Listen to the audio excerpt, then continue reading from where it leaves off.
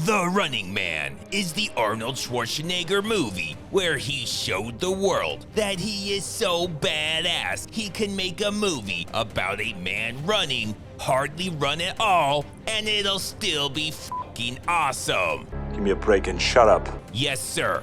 It starts by telling us how terrible the future's gonna be in 2017.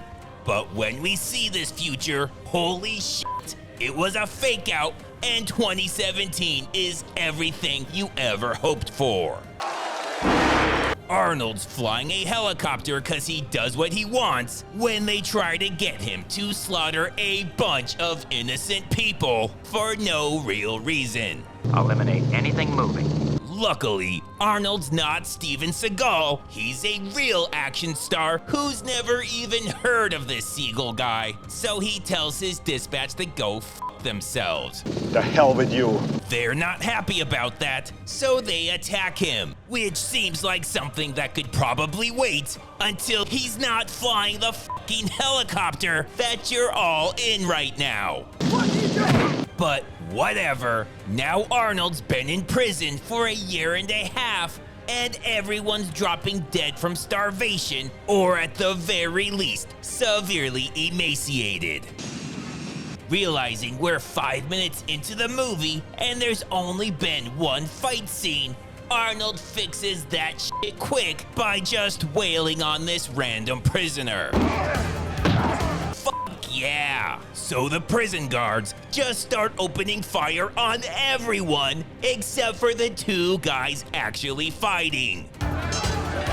Since Arnold doesn't stick out at all, he's able to sneak up right behind one of the guards whose entire body goes limp out of fear. And because two prisoners fighting isn't something they ever could have planned for, all the inmates make their escape. Then the movie goes full Spaceballs and starts showing scenes that haven't even happened yet. When will then be now? Soon. Now Arnold does the very normal thing of breaking into his brother's apartment and attacking the lady inside. Don't make a sound, you understand? But who cares about any of that? Because they're looking for a prisoner to go on a game show, and I gotta know what kind of crazy shit this baby did to land himself in prison. As for Eli Manning, I'm pretty sure we all saw that coming. Anyways, back to her. Her day goes from being terrible to the best day ever when Arnold does the craziest 180 you'll ever see and decides to stop suffocating her to take her to Hawaii instead. I can practically taste those pina coladas already. Right, sweetheart? Then she goes and blows everything. He's trying to kidnap me! I swear to God, you just can't win with her. And in an insane coincidence, a completely different guy wearing the same awesome shirt as Arnold makes a break for it at the exact same time. What are the odds of that? Anyways, this confuses the shit out of Arnold long enough for them to capture him. Then, for another crazy twist, the Family Feud guy will give him a full pardon if Arnold goes on his show. I've got the brains, and you've got talent. I had no idea he could even do that. What do you say? But Arnold's way too big of a star to be doing lame-ass game shows, so he lets him down gently. Fuck you. He lets Arnold know they've made some minor changes to the rules, and now Family Feud is fucking awesome. It can be a little hard to follow, but the gist of it is you win by murdering the shit out of everyone else. It's the game show we've all been waiting for. It even manages to take the contestant introductions that everybody hates and makes them badass by showing Arnold wasting an entire city block for no reason. As if we don't love him enough already, while Arnold comes out looking awesome. The other contestants are just embarrassing. Arnold can't even stand to look at them, so he takes off in his go-kart, and I swear to God, he can make anything look awesome. He does immediately crash though, but the crowd offers him their support and even some snacks. They then somehow get into a spontaneous hockey game, which in the future is pretty much the same. And you can still win by severing your opponent's carotid arteries. Then Arnold kicks him while he's down with this sick one-liner. Here is Sub-Zero. Now, Plane Zero. Yeah, I know, they can't all be winners. Wait, hold on. He says he's got a better one. He was a real pain in the neck. God damn it.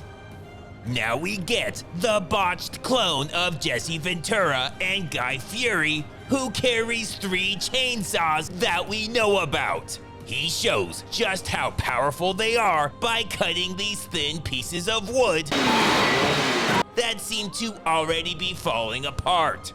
Simply remarkable. If that's not enough, Gomer Pyle shows up out of nowhere, and he is not fucking around. Not only does he have a shirt that can play Pac-Man, but he has the voice of an angel. Drives around this hilariously sized car, and oh yeah, he can shoot lightning out of his fucking hands. And remember the lady that sold Arnold out just because he kidnapped and threatened to kill her? I can break your neck like a chicken's. It turns out that bitch lives in a glass house. Had relationships with 2 different men in a year. Cheated on college exams. Just sickening. They tell her society has no place for that kind of debauchery and to get the fuck out. She has the greatest luck in the world and runs into Arnold, who owes her for letting him borrow that magnificent shirt. Then Gomer shows up driving around like Bowser in Mario Kart, and Jesse Fury shows up at the exact same time on a sweet dirt bike while swinging his chainsaw around like a fucking lunatic. How the hell did these guys not get their own spin-off? Anyways, Fury lassos Arnold with about 8 feet of rope that Arnold stretches out into 100 feet of rope, which he uses to send Jesse flying.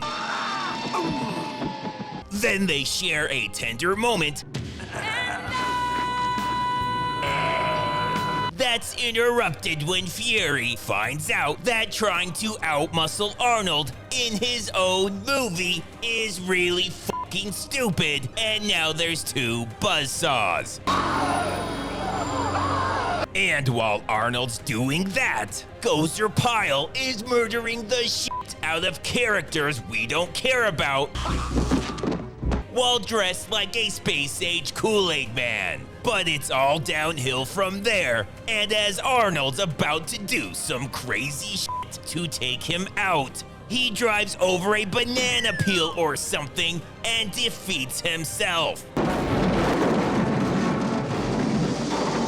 What the fuck was that? You know what? You don't deserve an awesome Arnold death, you pathetic bitch. Now they're desperate, so they send Jim Brown, only he looks like your 7th grade science teacher having a midlife crisis. Also, he can fly. And there he goes! Now they're taking bets on who gets the next kill, and she says Arnold. Van Richards. Obviously. That boy's one mean motherfucker. Anyways, Jim Brown is chasing Arnold with a flamethrower, while this crazy bitch is stealing shit off of dead bodies. She's about to get burned alive, which she kind of deserves at this point, but Arnold just will not let that whole shirt thing go. I had the shirt for it. So he flies through the ceiling and blows him the fuck up. Now shit's getting real, and they know the only way to stop Arnold is to strap a Nintendo accordion onto Jesse Ventura and get the fuck out of his way. He obviously slaughters the girl easily, and after a back and forth, impales Arnold on fucking spikes. Just kidding, none of that happened, and Ventura thinks this Captain N is fucking stupid, so he refuses to be a part of it. Which means all of this was completely pointless, but at least we get to see Arnold looking badass while smoking a cigar. Where did you hide that? It's none of your business. Not only is that really fucking weird, but you've had a gun the whole time? The things men put up with for awesome shirts. Now they have a whole team with them for reasons nobody cares about, and they're all almost foiled when 10 of them come across this one guy. Luckily, they have elaborate hand signals worked out, and they manage to win while only having an overwhelming advantage in numbers. We then get the shocking truth that Arnold didn't destroy that city block. The hell with you. And to be honest, I'm a little disappointed. But he makes up for it by slaughtering tons of security guards who have no idea what they're doing. What the fuck are they even firing at? Not this though. You didn't see what that bitch did, but trust me, she had it coming. Arnold doesn't seem to care where his bullets go either, but it works for him, so back the fuck off.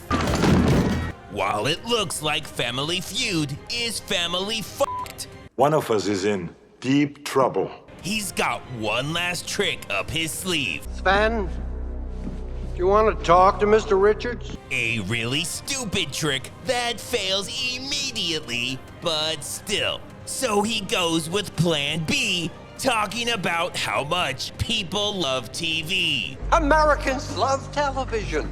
Arnold doesn't seem to give a shit, and I would have tried to bargain with him, but it's real easy to Monday morning quarterback this whole thing, so I'll give him a pass. Plus, Arnold sends him on a sweet bobsled ride where he crashes into a billboard of himself and does what metal usually does when it crashes into wood.